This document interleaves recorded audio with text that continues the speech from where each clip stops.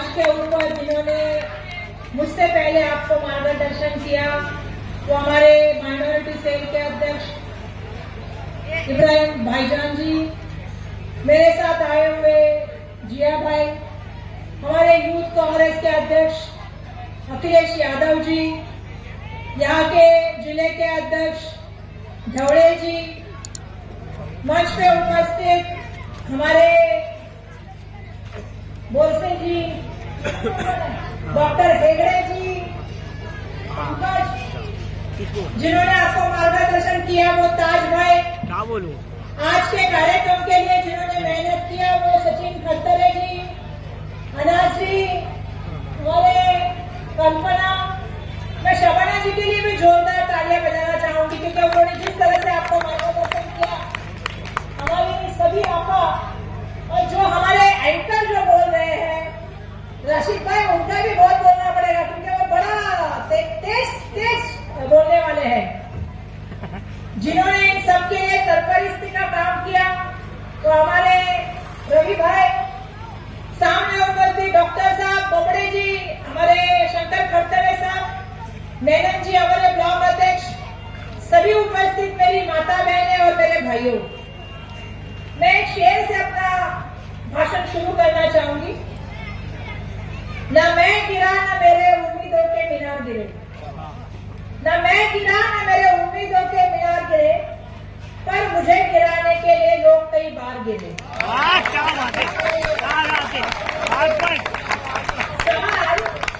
सवाल जहर का नहीं था, सवाल जहर का नहीं था, वो तो मैं पी गया, तकलीफ तब हुई जब मैं जी गया। तो हमें ये सीखना पड़ेगा, हमें सीखना पड़ेगा। आज अगर सबसे ज्यादा तकलीफ क्या है किसी को, तो तकलीफ ये है कि आदरणीय राहुल गांधी कन्याकुमारी से जम्मू कश्मीर तक और मणिपुर से मुंबई तक आ रहे हैं। तो बहुत तकलीफ होने वाली है, समझ लीजिएगा। ये लड़ाई बहुत बड़ी लड़ाई है मेरे भाइयों बहनों, मेरे को आपको बहुत बड़ी विनती करनी है। जब मैं आ रही थी तो मेरे एक भाई ने कहा कि देखियो कैसे तारी आ रही है, जो एंकर थे हमारे बता रहे थे, कह रहे कि क्या है, मुझे हो तो नथुलाल जैसी हो वरना ना हो। भैया मैंने तो उसको आगे जाके कहा कि मुझे हो तो नथुलाल जैसी हो और दोस्ती हो तो मोदानी मतलब मोदी अडानी जैसी हो। आजकल हम देख रहे हैं कि दोस्ती बनी है, जिसकी एक मिसाल हम सह रहे हैं हमारे मतदार संघ में।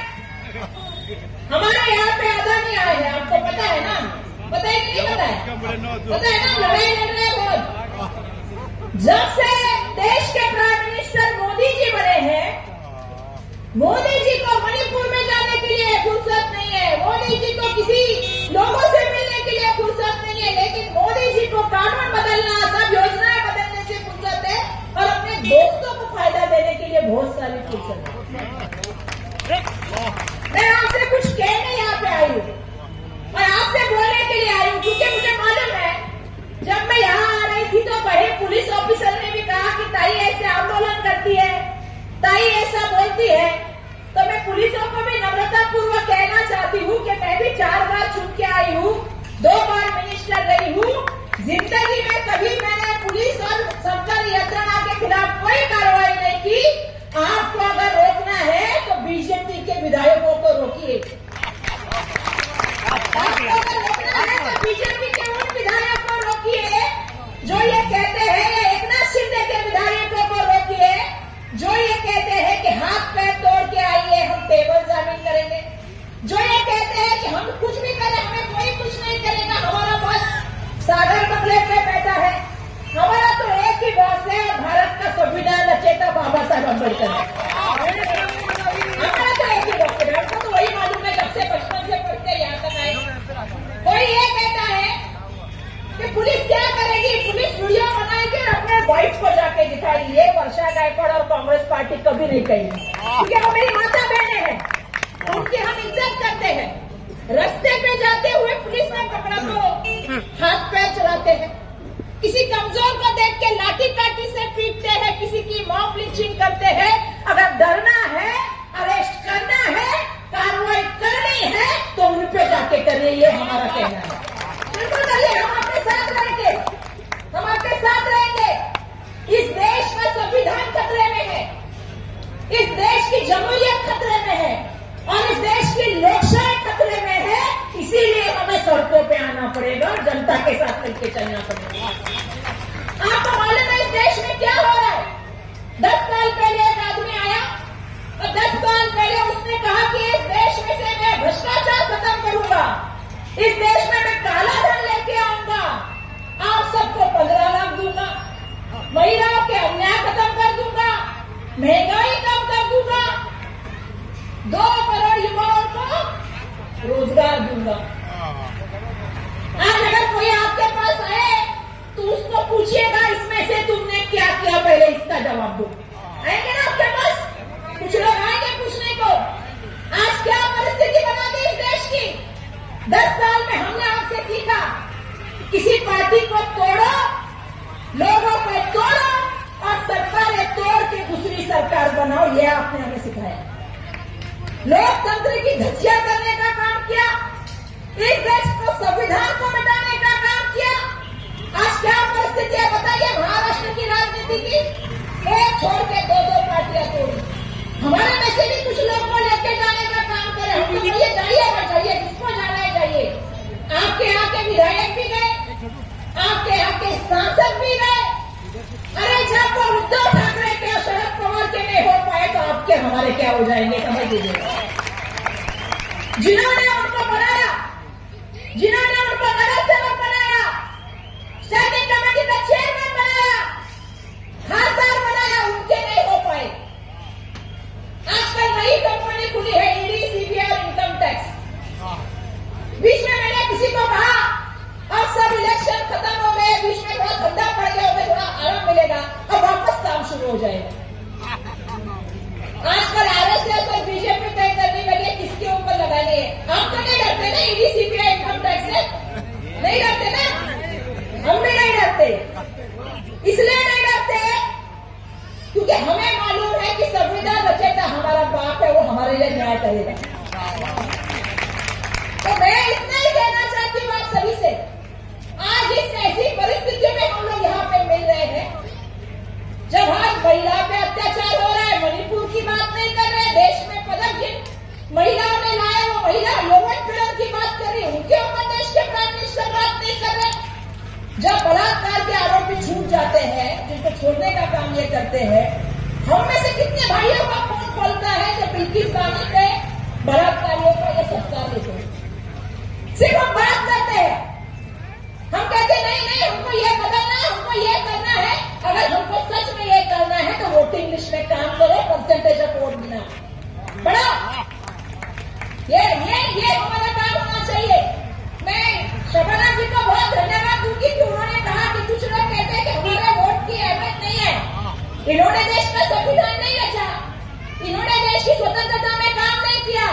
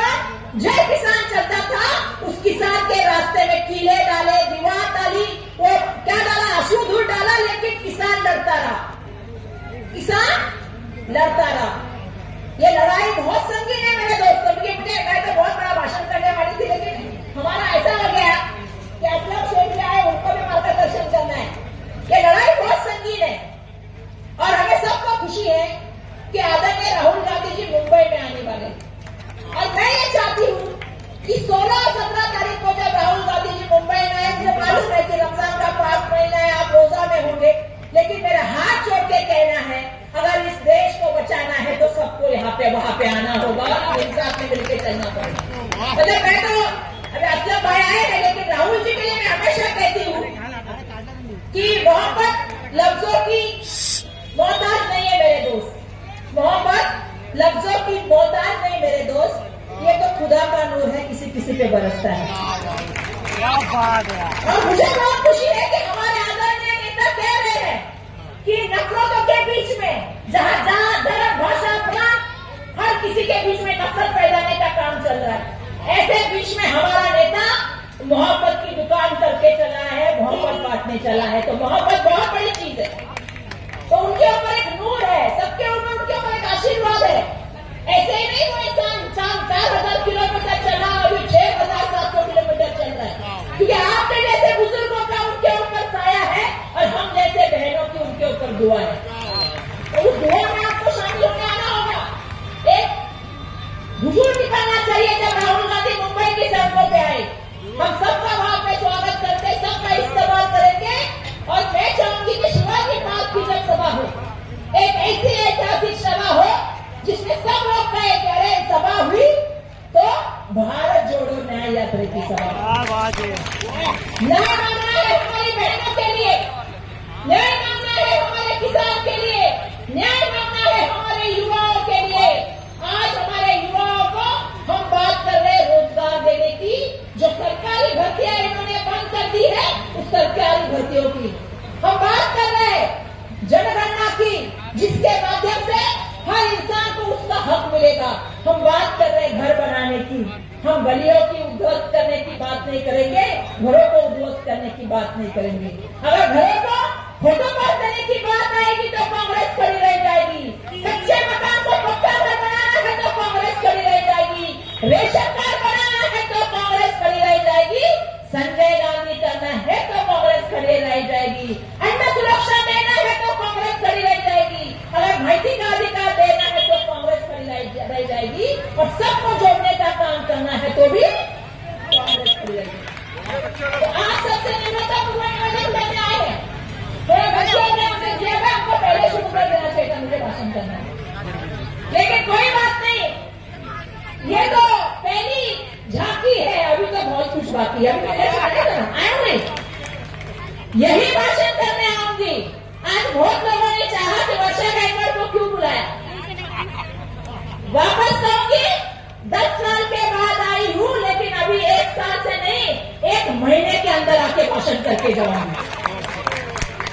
और बोलने लगती मैं सबको, बिल्डरों के कौन रखवाले हैं आपको पता है, दोस्तों के कौन रखवाले हैं आपको पता है, टेंडर भी निकलते हैं तो दोस्तों को ये करने वाले लोग हैं। महानगर पालिका में सरकार नहीं है और पैसा कहाँ जा रहा है आपको पता है, लोगों को खरीदने में जाने का बात चल रहा है।